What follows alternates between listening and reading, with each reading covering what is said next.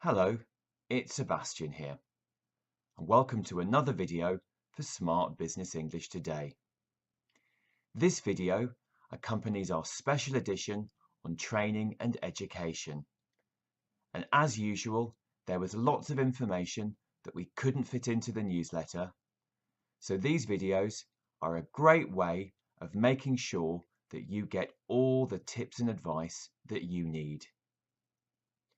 Now, I'd like to talk more about my article on job titles and qualifications. And I'd like to look a little bit more at some job titles that are difficult to translate.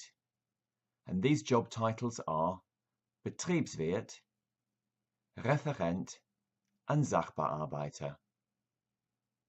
So I'll start with Betriebswirt. The usual translation for this is business manager. However, I'm afraid that won't mean much to a British or American business partner or job interviewer. A more common term in the English-speaking world is business administrator.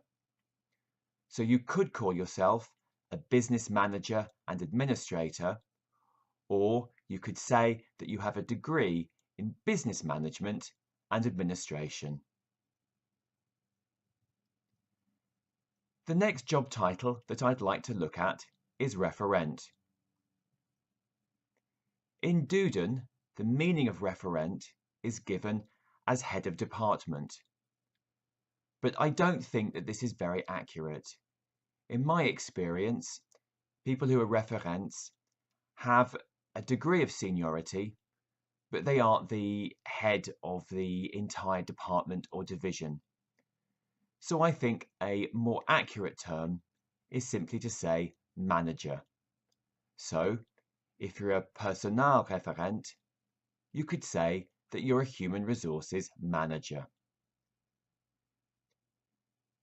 And the last title that I'd like to look at is Sachbearbeiter. The official translation for this is official in charge, specialist, or clerk.